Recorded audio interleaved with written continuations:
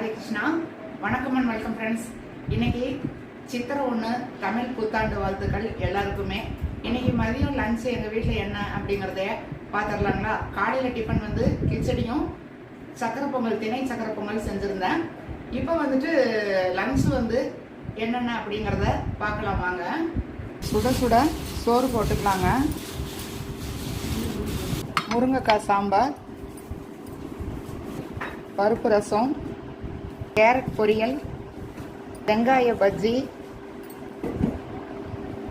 கெட்டி தயிர், பாயசம், மா, பலா, வாழை 3 பழங்களும் சேர்த்து பாயசம் பண்ணியிருக்கேன். இல்லாமல் ஓலை பக்கோடா, முந்திரி மைசூர் பா 2 சேர்த்து இந்த ஸ்வீட்டும்.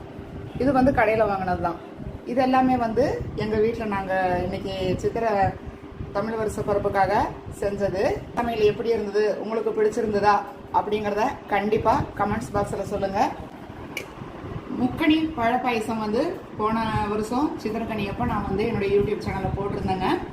அது வந்து உங்களுக்கு டிஸ்கிரிப்ஷன் பாக்ஸில் கொடுக்குறேன், அதுவும் பார்த்துக்கோங்க. ஊறுகாய் வந்து சொல்ல மறந்துட்டேன், மாங்காய் ஊறுகாய். இந்த சீசனில் மாங்காய் தான் நம்மளுக்கு ரொம்ப ஃபேமஸ்ஸு. வடு மாங்காய் ஊறுகாங்க இது. இந்த மாதிரி சின்ன சின்ன பீசஸாக கட் பண்ணிட்டோம் அப்படின்னா நம்ம எடுத்து சாப்பிட்றதுக்கு ரொம்ப ஈஸியாக இருக்கும். இதுவும் வந்து யூடியூப் சேனலில் நான் போடுறேங்க, எப்படி செய்கிறது அப்படிங்கிறது ரொம்ப ரொம்ப ஈஸி. 1 வருஷம் ஆனாலும் இந்த ஊறுகாய் வந்து உங்களுக்கு கெடவே கெடாது. இதே மாதிரி உங்களுக்கு உபயோகமான தகவல்களோட நெக்ஸ்ட் வீடியோவில் உங்களை மீட் பண்ணுறாங்க. வாழ்க வையகம், வாழ்க வளமுடன்.